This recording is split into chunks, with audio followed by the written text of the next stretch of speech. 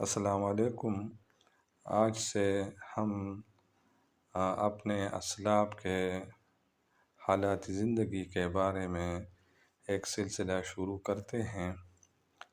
تو اس سلسلے کا آغاز میں مولانا اشرف علی تھانوی رحمۃ اللہ علیہ کے حالات زندگی سے کر رہا ہوں کہ مولانا اشرف علی تھانوی رحمۃ اللہ علیہ کون تھے، کب پیدا ہوئے تھے اور کب فوت ہوئے تھے، اور ان کے اساتذہ کون تھے، اور انہوں نے مسلمانوں کے لیے کیا خدمات انجام دیے ہیں۔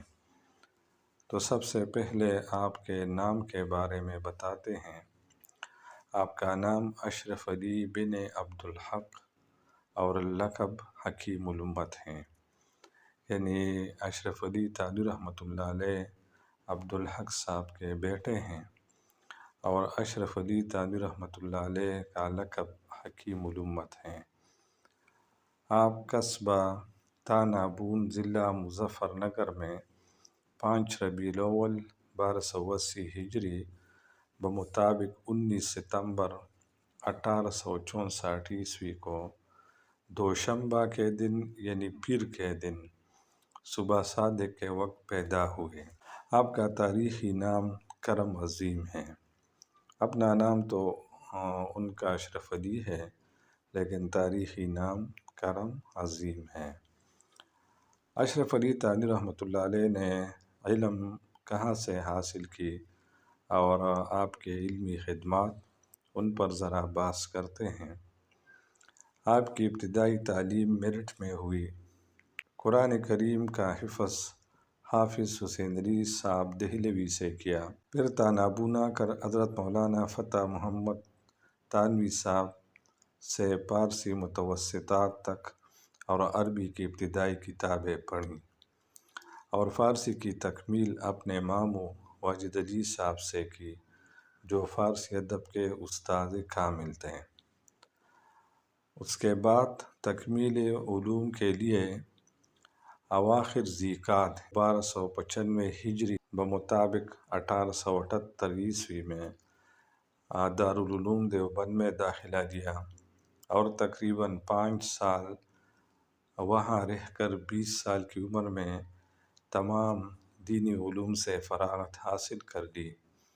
عربی متوسطات حضرت شیخ الہند اور دیگر اساتذہ کرام سے پڑھی، اور دور حدیث شریف حضرت مولانا محمد یعقوب نانوتوی صاحب سے پڑھی، جو دیوبند کے بانیوں میں سے ہیں۔ 1301 ہجری کے آخر میں مدرسہ فیض عام کانپور میں 25 روپے ماہوار مشاہرہ پر آپ کا تقرر ہوا اور صدر مدرس ہوئے۔ کچھ عرصہ بعد آپ نے وہیں مدرسہ جامع العلوم قائم فرمایا اور اسی کی صدارت کی۔ اسی زمانے میں حج بیت اللہ کے لیے بھی تشریف لے گئے، اور ایک طویل عرصہ تک حضرت حاجی امداد اللہ صاحب تھانوی مہاجر مکی کی خدمت میں رہ کر فیض باطنی سے مالا مال ہوئے۔ تجوید و قرأت میں امام فن شیخ القراء حضرت مولانا عبد الرحمن صاحب مکی کے بڑے بھائی شیخ العرب والعجم حضرت مولانا قاری عبداللہ صاحب مکی سے استفادہ کیا۔ مشق و لب و لہجے اور ادائیگی میں اس درجے تک مہارت حاصل کی کہ جب حضرت قاری صاحب مدرسہ سولتیہ کی بالائی منزل میں آپ کو مشق کراتے تھے تو باہر سے سننے والے یہ فرق اور تمیز نہیں کر پاتے تھے کہ استاد پڑھ رہا ہے یا شاگرد۔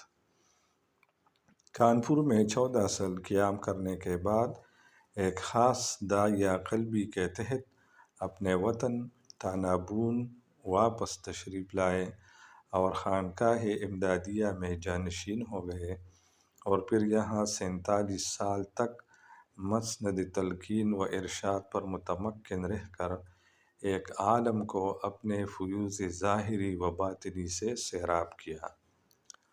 اب ہم اشرف علی تھانوی رحمۃ اللہ علیہ کے تصانیف کے بارے میں تھوڑا پڑھتے ہیں کہ انہوں نے کون کون سی کتابیں لکھی ہیں، کتنی کتابیں لکھی ہیں اور کون سی زبانوں میں لکھی ہیں۔ تو آپ کی تصنیفات کی تعداد تقریباً 910 ہیں، جن میں سے 13 کتابیں انہوں نے عربی میں لکھی ہیں اور باقی کتابیں اردو میں۔ ہر فن میں اشرف علی تھانوی رحمۃ اللہ علیہ نے کتابیں تصنیف فرمائی ہیں۔ چنانچہ فن تجوید میں نہایت مقبول و مشہور رسالہ جمال القرآن ہے، جو تجوید کے طلباء کے لیے ایک بے مثال تحفہ ہے اور جو برصغیر کی عظیم درسگاہ دارالعلوم دیوبند میں بھی داخل نصاب ہیں۔ ان کے علاوہ 400 کے قریب مواعظ حسنہ اور تقریباً 60 جلدوں پر مشتمل ملفوظات طیبہ ہیں، جن کی روشنی نے مشرق و مغرب کو روشن کر دیا اور لاکھوں قلوب آپ کے فیض باطنی سے جگمگا اٹھے۔ آخر میں اشرف علی تھانوی رحمۃ اللہ علیہ کی وفات کے بارے میں بات کرتے ہیں۔ وفات سے تقریباً 5 سال پہلے 77 سال کی عمر میں علالت شروع ہوئی، جو بتدریج بڑھتی گئی۔